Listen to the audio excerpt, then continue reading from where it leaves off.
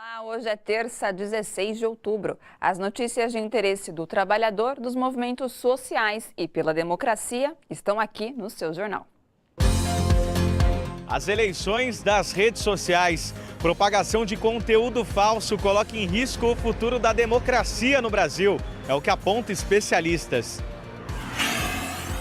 Hoje é o Dia Mundial da Alimentação, mas o Brasil vive um período de retrocesso e pode retornar ao mapa da fome. No Rio de Janeiro, um debate em torno do futuro dos bancos públicos diante da ameaça de privatização e desemprego presente no cenário político atual. Debates políticos na TV são fundamentais para a democracia, defendem especialistas.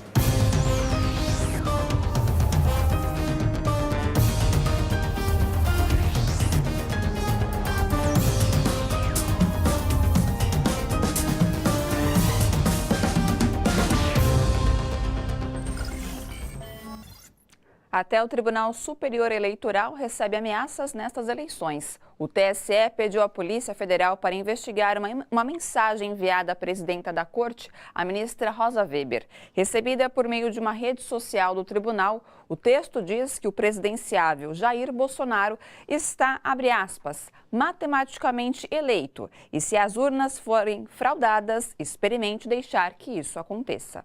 O próprio Bolsonaro já chegou a dizer que não aceitava resultado das eleições se ele não vencesse. Quanto a dizer que alguém está matematicamente eleito, é mais uma mentira, muito comum nesta campanha eleitoral. E o WhatsApp se transformou na principal ferramenta de disseminação de notícias falsas.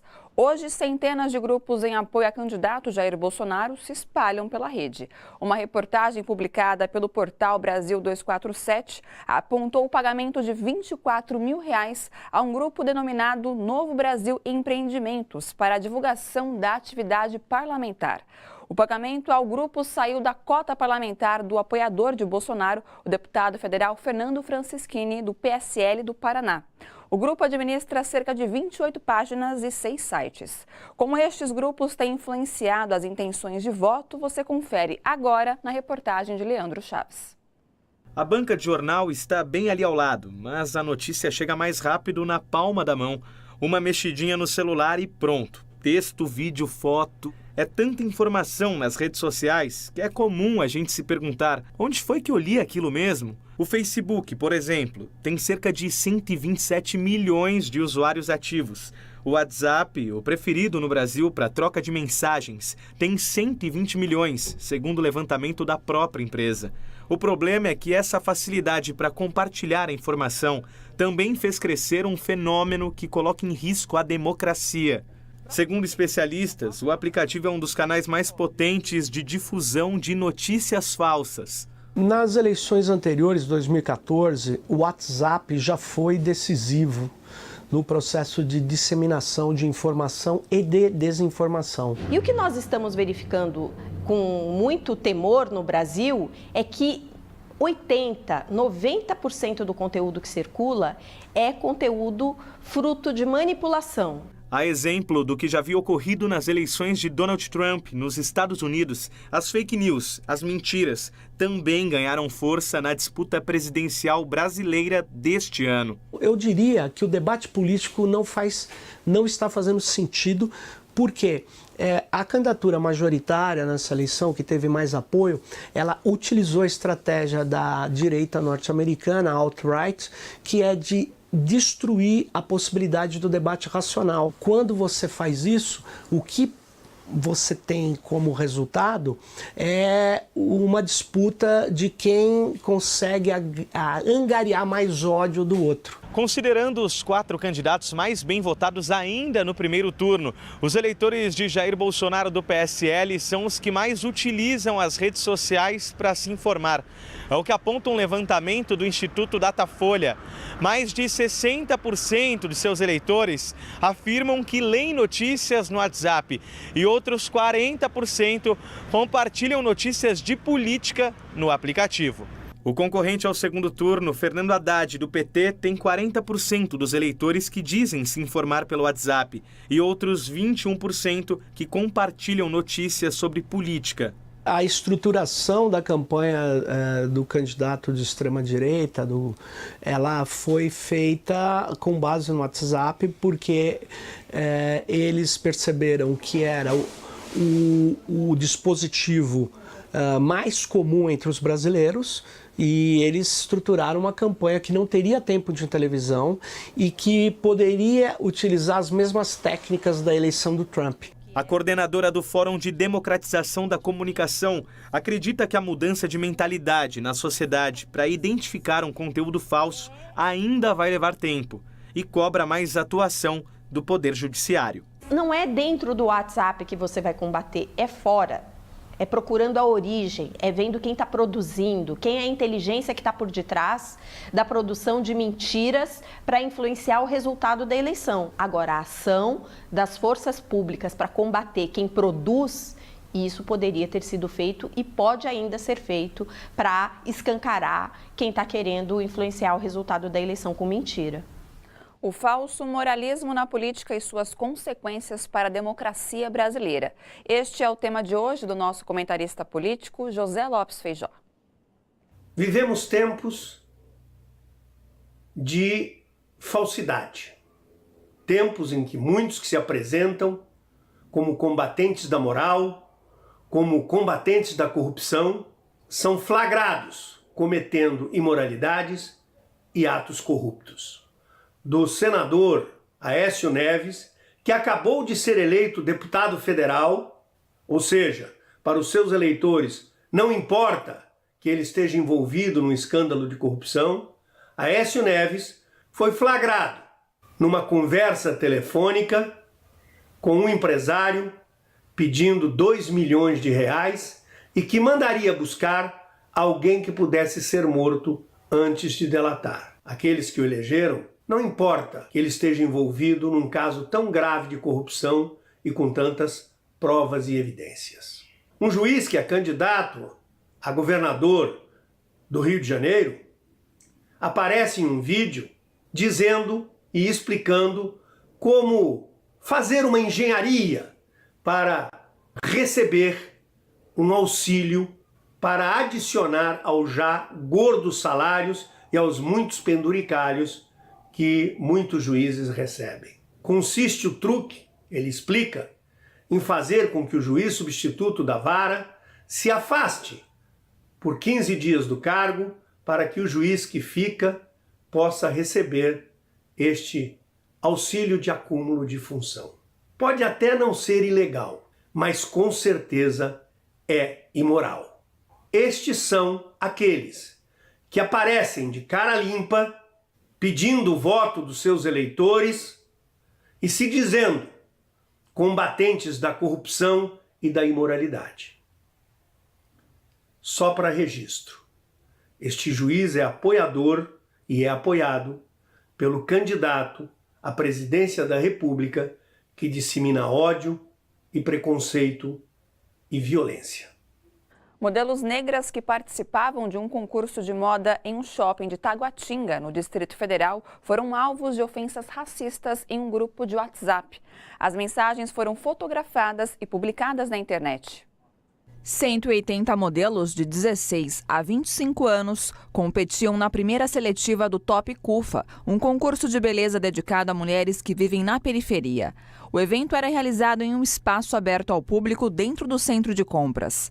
Na troca de mensagens, usuários que se identificam como Alex e Muniz fazem comentários racistas e preconceituosos. O caso está sendo investigado pela Delegacia Especial de Repressão aos Crimes por Discriminação Racial.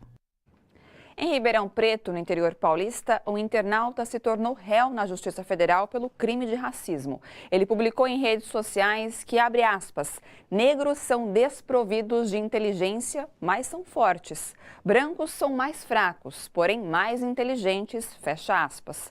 O internauta racista, cujo nome não foi divulgado, pode pegar até 5 anos de prisão e ser obrigado a pagar multa. Em depoimento à Justiça, ele confessou o crime. 2 estudantes da Unicamp foram detidos hoje em uma panfletagem pró-Haddad perto do terminal central de Campinas, no interior de São Paulo. O local onde eles estavam é um ponto tradicional de campanha eleitoral e não há relatos de proibição de panfletagem. Um guarda municipal apreendeu o material dos estudantes João Pedro Buzalski, aluno de Economia, e Marcela Carboni, de Ciências Sociais, antes de levá-los à sede da Polícia Federal em Campinas. Os estudantes já foram liberados. E aí, nesse momento, eles falaram que a gente estava cometendo um crime eleitoral e que ia encaminhar a gente para a Polícia Federal. Foi então que eu liguei para minha mãe, que é advogada, estava contando a situação, e comentei com ela: mãe, a ditadura voltou. E aí o guarda municipal que estava do meu lado disse o seguinte: sim, a ditadura voltou, graças a Deus, é isso que está acontecendo.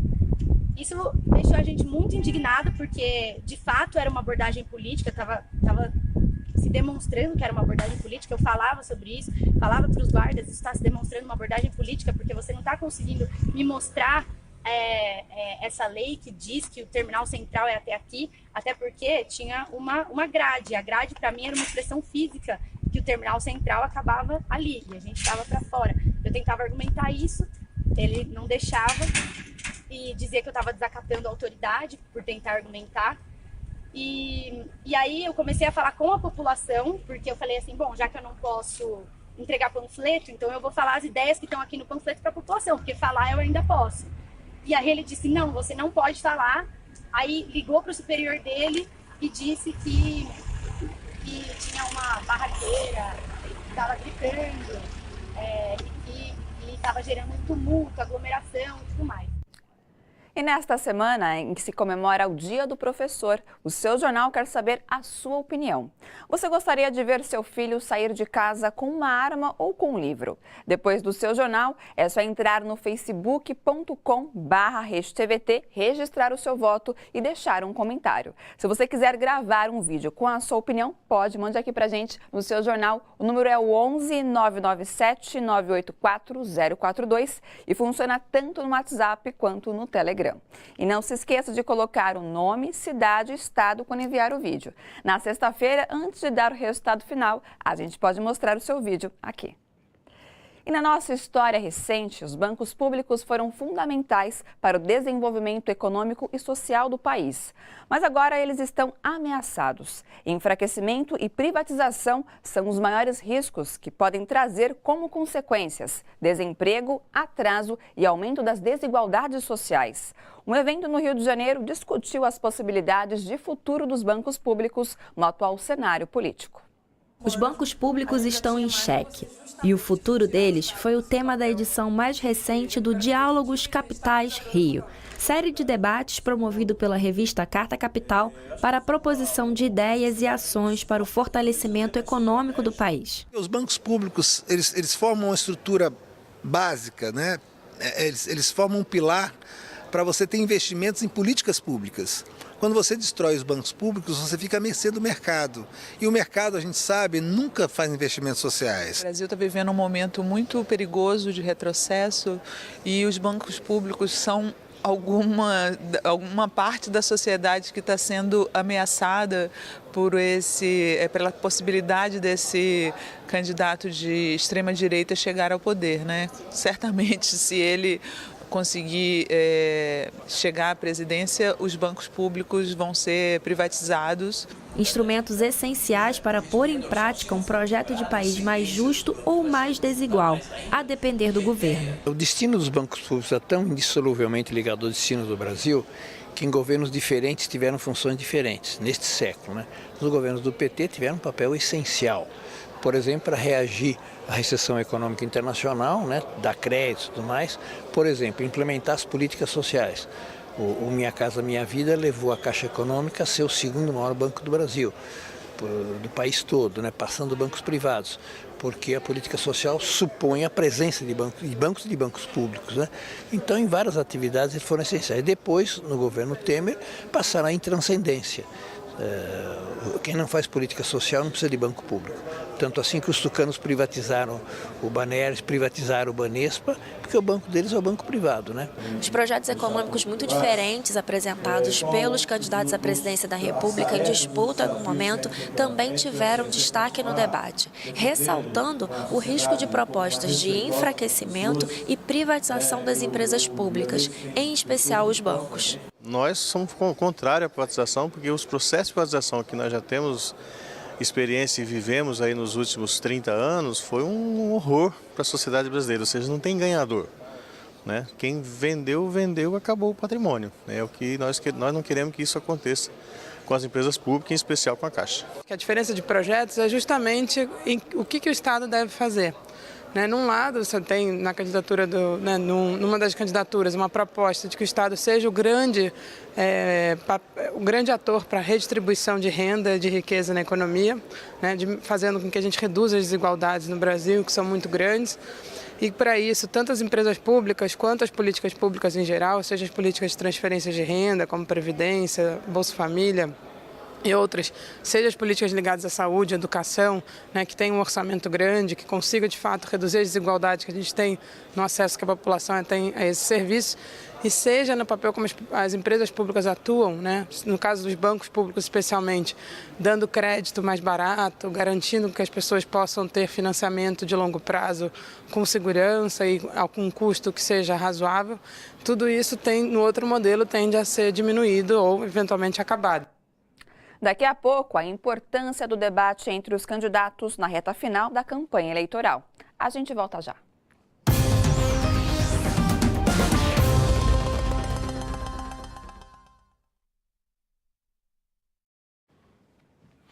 Olá pessoal, tudo bem? Eu espero que sim. Uma excelente noite a todos e a todas que nos acompanham através das redes sociais. E eu começo lendo o comentário agora do Francisco Chaves Trigueiro. Será que vamos deixar uma pessoa despreparada, fascista e violenta ganhar uma eleição para presidente na base da mentira? E o Joel Bandeiras participou escrevendo: Esses que compartilham fake news são os primeiros que vão sentir na pele o peso de um péssimo governo. E a Carmen Antunes: militares nunca mais, não ao torturador, não às armas, não ao ódio. Daqui a pouco eu volto com mais comentários, não saiam daí. –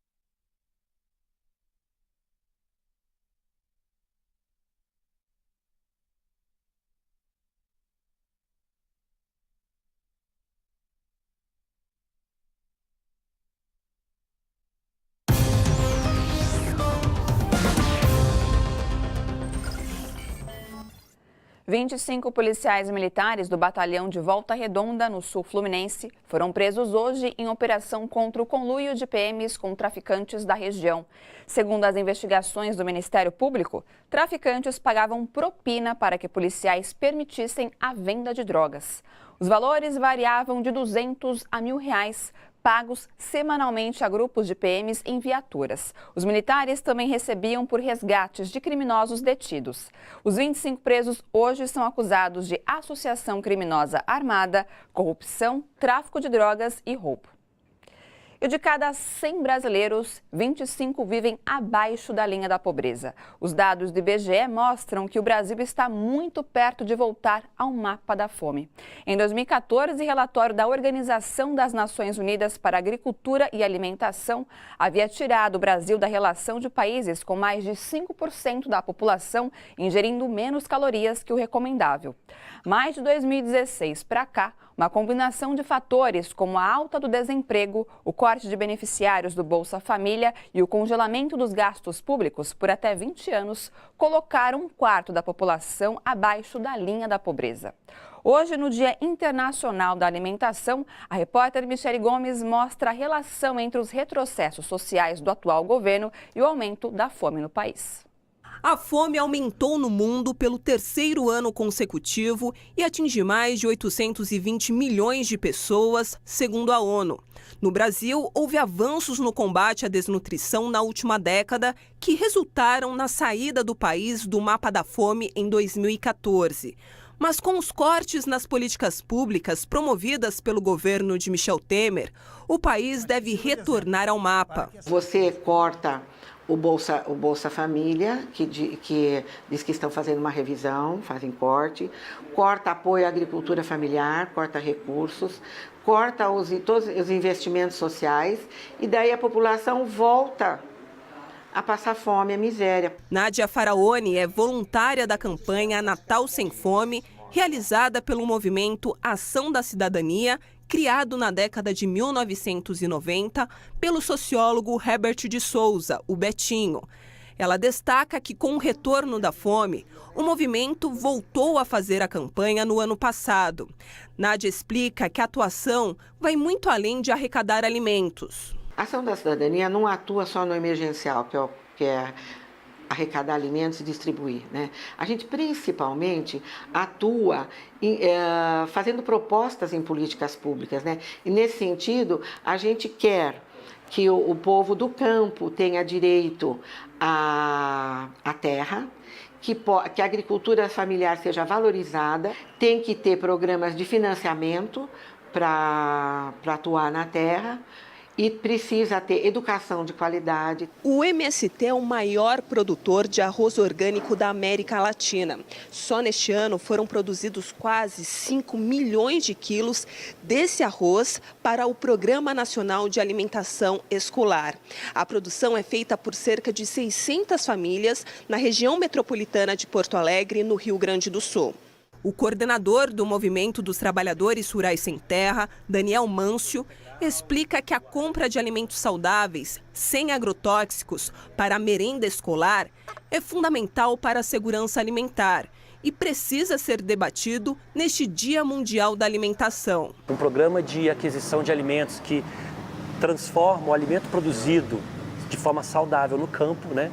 Ele é adquirido pelo Estado e levado diretamente às entidades, associações, escolas que estão lidando diretamente com a alimentação e a superação dessa falta de alimento e da pobreza na cidade, né? Então, essa política é uma política importante, né? Mas com elas várias outras. Daniel alerta que os investimentos na agricultura familiar foram drasticamente cortados nos últimos 2 anos. E isso prejudica ainda mais o combate à fome no país. Num curto espaço de tempo, num governo golpista, a gente sofre derrotas importantíssimas do ponto de vista desse tema da alimentação. Então, retrocessos gigantescos estão sendo implementados e a cada dia que passa a gente percebe o quanto que o Brasil retorna ao mapa da pobreza, né? Então, em qualquer cidade aí, capital do Brasil, a gente percebe as pessoas nas ruas, aumentando as pessoas nas ruas e a fome também.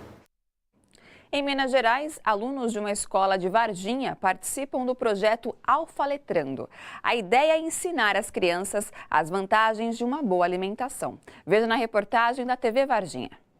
Desenvolvido na Escola Municipal Santa Terezinha, o projeto #Alfaletrando ajuda os alunos do 1º ano do Fundamental a aprender sobre alimentação saudável, através de palestras, vídeos e trabalhos realizados em sala de aula. Esse projeto surgiu da necessidade, né, dos alunos estarem alimentando melhor, né? #Alfaletrando, né, com foco nas metodologias ativas, e nós já estamos também entrando na Agenda 2030, que é um projeto investigativo onde os alunos vão descobrir nos alimentos, né, que a natureza produz, os alimentos saudáveis. E as crianças estão tendo a opção, né, partindo do projeto, de estarem escolhendo, fazendo a escolha dos alimentos saudáveis. Muitas empresas gostaram e apoiaram o projeto. Foi o caso desse restaurante no bairro Resende, que ofereceu aos alunos um cardápio nutritivo e saboroso. Segundo a gerente, o #Alfaletrando é inovador. Nós achamos que é uma iniciativa muito bonita e queremos, de alguma forma, poder estar ajudando essas crianças. A professora ressalta que as crianças devem aprender sobre como se alimentar bem desde pequenas. A obesidade infantil é muito grande e até os alunos do campo, eles têm uma carência mesmo de alimentar verduras, frutas e legumes. Eu percebo isso na alimentação da escola. Então, com essa conscientização através de vídeos, revistas, panfletos que nós trabalhamos em sala de aula, eu percebo que essa consciência já mudou. E, inclusive com as famílias, os pais têm relatado para mim que a alimentação das crianças tem mudado devido ao projeto na escola. As crianças adoram o projeto e fizeram a sua parte no restaurante. Arroz, feijão, macarrão, banana, alface, cenoura, beterraba. Em novembro, a capital paulista irá receber um seminário inspirado pela obra de Nicolau Shevchenko e sua análise do avanço econômico e social no século XXI. O evento tem como objetivo reconhecer e criticar a democracia e a justiça atual. A reportagem é de Welson Kalinowski. O Instituto Lavoro elabora estudos e pesquisas sobre questões relacionadas ao mundo do trabalho. Conhecimentos que serão debatidos no seminário Democracia, Direito e Trabalho, uma implosão sem dinamite. O objetivo do evento é reconhecer e criticar a realidade nas relações trabalhistas, que sofreram alterações com a reforma do setor, em vigor desde novembro, e a lei de terceirização de mão de obra. Implosão sem dinamite porque é um processo que, em princípio, foi feito dentro das regras constitucionais e legislativas. Foi feita uma reforma, houve audiências públicas que, em tese, legitimariam essa mudança tão profunda, tão estrutural, mas que, na verdade, foi um procedimento de alteração da CLT muito rápido, muito assodado, em que, efetivamente, as partes que integram a relação do trabalho, em especial os trabalhadores, não foram ouvidos. Além disso, também temos o impacto da terceirização, que inclusive agora recentemente foi ampliada, digamos assim, na administração pública. Houve um decreto recente que vai admitir a terceirização na administração pública. O encontro será no Hotel Trip São Paulo, na capital paulista, em 22 e 23 de novembro. Em 4 painéis serão abordados temas como transnacionais e negociação coletiva e constituições democráticas como resistência. Nos 2 dias de seminário serão 11 palestrantes, entre eles a ministra Kátia Arruda, do Tribunal Superior do Trabalho, e representantes do Equador, Uruguai e Espanha, país que em 2002 implantou alterações nas relações do trabalho com retiradas de direito, mas que viu que não deu certo e agora está voltando atrás. Eles já tiveram um tempo de maturação, de experimentar as consequências no mercado de trabalho para as pessoas daquelas reformas, a resistência.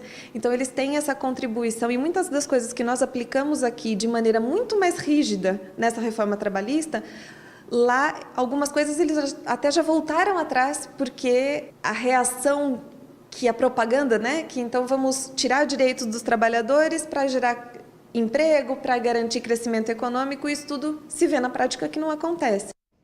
O seminário Democracia, Direito e Trabalho será no Hotel Trip Paulista e as inscrições ainda estão abertas. Outras informações no portal do Instituto. O início do horário de verão será no dia 4 de novembro. No começo do mês, o governo chegou a anunciar o adiamento para 18 de novembro, a pedido do Ministério da Educação para não prejudicar os candidatos do Enem. O exame vai ser aplicado em 2 domingos e o primeiro deles é dia 4. Veja agora como fica o tempo nesta quarta em São Paulo e outras cidades. Sol entre muitas nuvens nesta quarta-feira em São Paulo. Máxima de 29 graus e mínima de 17. Chove a partir da tarde. Umidade relativa do ar em média de 70%. Índice ultravioleta extremo.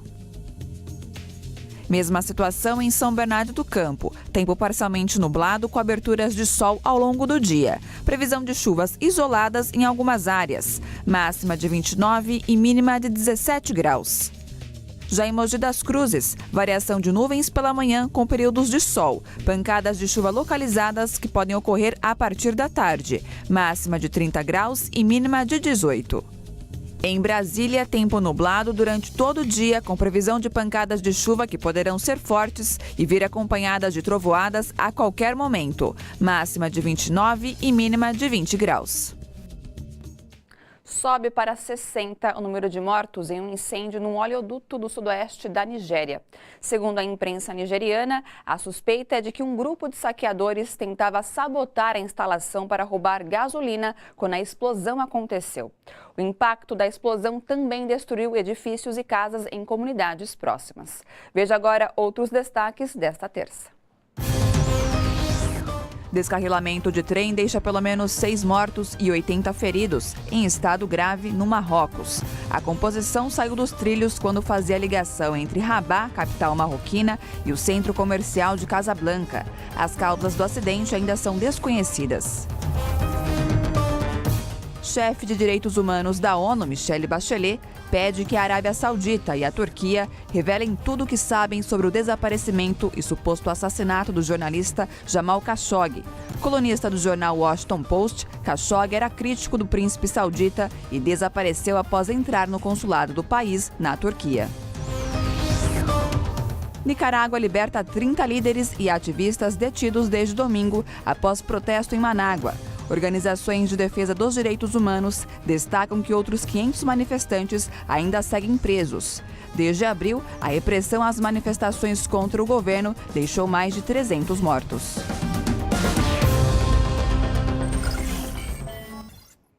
As notícias do seu jornal também estão no celular. É a TVT de bolso. É só acompanhar a gente pelo aplicativo da TVT no seu tablet ou celular. Inclusive o seu jornal em tempo real. Tem para Android e iOS. E é super fácil de baixar. Dá só uma olhada.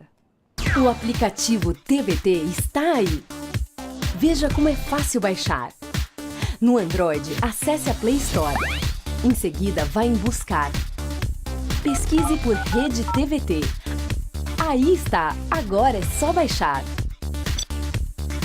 Você também pode baixar no iOS. Acesse a App Store, vá em Buscar, pesquise por Rede TVT e faça o download.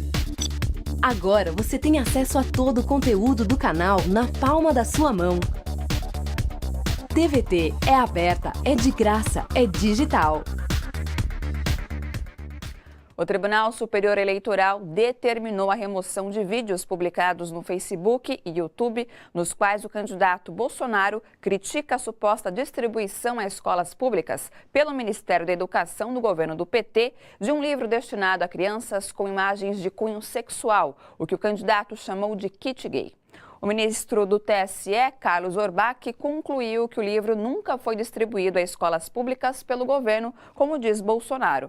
A decisão atendeu a pedido da campanha de Haddad. A mentira sobre o chamado kit gay tem sido repetida há meses nesta campanha eleitoral.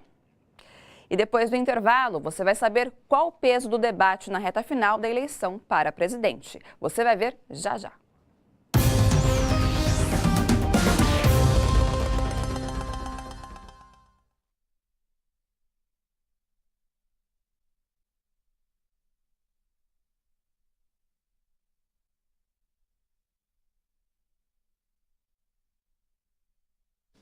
Olá, pessoal das redes sociais. Voltei com os seus comentários e eu leio da Marci Lula da Silva.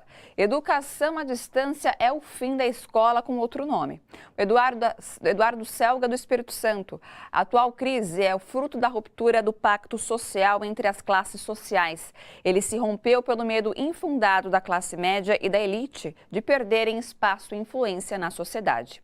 E a Selene Carvalho, ela escreveu: eu prefiro um professor com livros do que um ladrão com armas. Ela fala em resposta à nossa enquete. Se você prefere que seu filho saia de casa com arma ou com livro, você pode participar ali no Facebook. Daqui a pouco eu volto com mais comentários. Não saiam daí.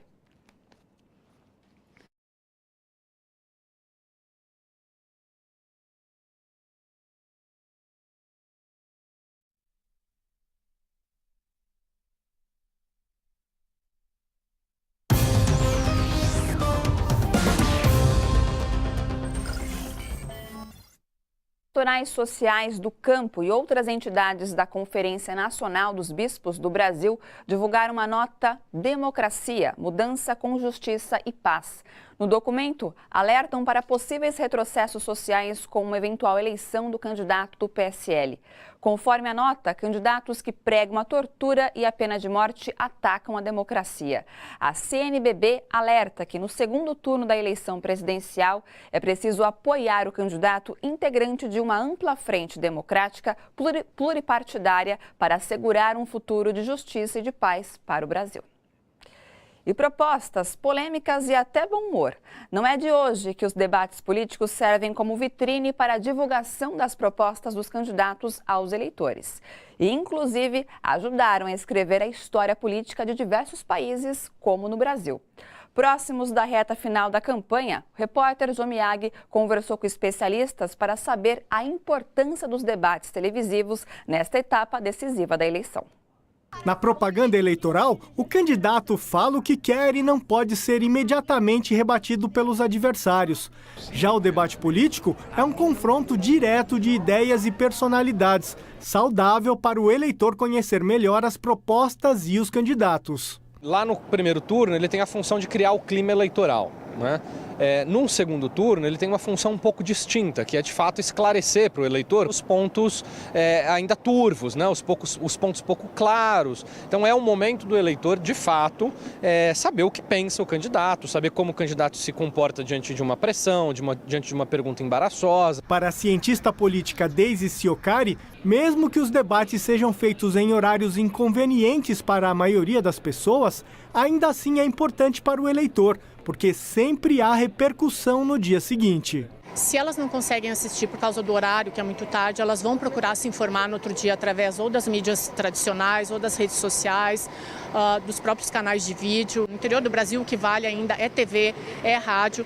Por isso que tem essa estratégia toda de candidato fugindo de debate eleitoral. Porque quando chegar lá no interior, lá no Nordeste, ou no interior do Rio Grande do Sul, o que vai contar é o debate eleitoral, é a TV e é o rádio. Nesse segundo turno, Jair Bolsonaro não participou de nenhum dos debates programados porque ainda não recebeu alta médica, mas também falou da possibilidade de não participar dos debates com Fernando Haddad por uma questão de estratégia. A preocupação é enorme, porque a gente está assistindo hoje a candidatura Bolsonaro ocupando os primeiros lugares de intenção de votos e há pontos bastante ainda dúbios, né? ou muitas dúvidas sobre, de fato, quais são as propostas do candidato. São várias questões que foram surgindo ao longo da campanha do Bolsonaro e que ficaram pouco esclarecidas.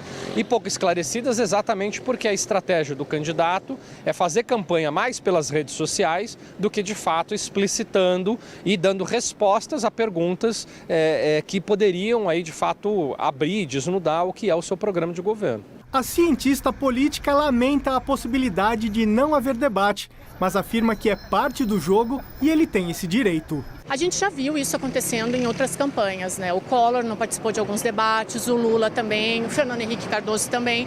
Faz parte do jogo político, né? É uma prerrogativa que ele tem, não é a melhor, como eu digo e repito, tem que ir no debate, sim, é melhor para a população decidir o voto, mas é uma prerrogativa do jogo político. Para o professor Vitor Marchetti, a ausência nos debates beneficia o candidato da extrema-direita. A gente percebeu que toda a campanha dele está calcada na fake news, está calcada na mentira, na boataria, né, em espalhar notícias por WhatsApp.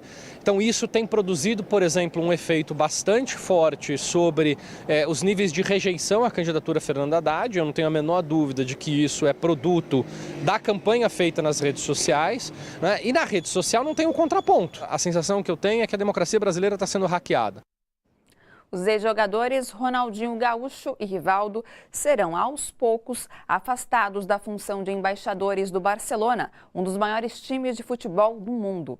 Segundo o site espanhol Sport, o clube catalão não aprovou o apoio dos atletas a Jair Bolsonaro, candidato a presidente do Brasil. A atitude dos ex-jogadores causou irritação e revolta por parte da cúpula do Barça, que, segundo a reportagem, discorda dos posicionamentos autoritários defendidos pelo extremista brasileiro. O Barcelona sempre se posicionou historicamente a favor da democracia e pela independência da Catalunha, uma região autônoma da Península Ibérica. E hoje, no Entrevistas, Juca Kfouri bate um papo com Guilherme Boulos, o coordenador do Movimento dos Trabalhadores Sem Teto, que acaba de disputar a eleição presidencial. O judiciário talvez dos 3 poderes da República, seja o mais antidemocrático de todos. Porque não está sujeito a nenhum tipo de controle social. O Legislativo e o Executivo têm algum grau de controle social a cada 4 anos, precário, limitado, insuficiente, mas tem. E o Judiciário?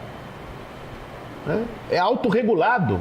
O Conselho Nacional de Justiça é essencialmente composto por membros do próprio Judiciário, julgando os desvios do Judiciário. Um poder que regula a si próprio não é compatível com democracia. Não perca, o programa Entrevistas vai ao ar logo mais às 10 horas aqui na TVT. Ex-líder do grupo nazista Ku Klux Klan dos Estados Unidos elogiou o candidato Jair Bolsonaro. Segundo reportagem do site da BBC, o racista David Duke afirmou em seu programa de rádio, abre aspas, ele é totalmente um descendente europeu. Ele se parece com qualquer homem branco nos Estados Unidos, Portugal, Espanha, Alemanha e França, fecha aspas. Duque é defensor da supremacia branca e costuma chamar de terrorista o Prêmio Nobel da Paz sul-africano Nelson Mandela. E um dos gestos mais emblemáticos da história do esporte completa 50 anos hoje. Foi em 68 que, durante os Jogos Olímpicos do México, 2 atletas negros americanos protestaram contra o racismo nos Estados Unidos.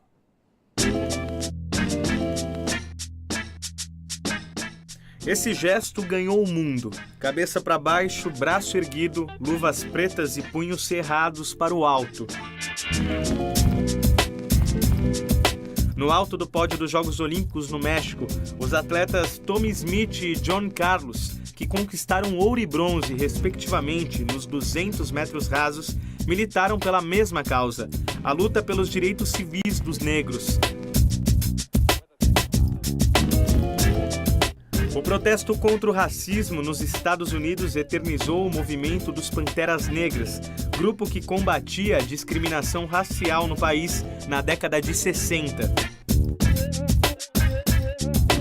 Os atletas foram expulsos da Vila Olímpica pela própria delegação americana, mas entraram para a história.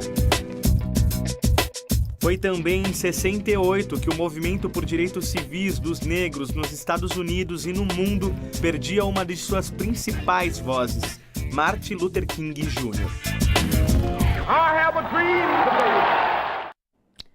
E o seu jornal quer saber a sua opinião. Você gostaria de ver seu filho sair de casa com uma arma ou um livro? Depois do seu jornal, é só entrar no facebook.com/RedeTVT, registrar o seu voto e deixar um comentário. E se você quiser gravar um vídeo com a sua opinião, mande aqui para o seu jornal. O número é o 11 997 984 042 e funciona tanto no WhatsApp quanto no Telegram. E não esqueça de colocar o seu nome, cidade e estado quando enviar o vídeo. Na sexta-feira, antes de dar o resultado final, a gente pode mostrar o seu vídeo aqui. E para assistir às reportagens do seu jornal e também os outros conteúdos produzidos pela TVT, é só acessar o nosso portal. O seu jornal fica por aqui. Logo mais, às 10 horas, você acompanha o Entrevistas. Boa noite a todos e a todas. Até amanhã e a luta continua.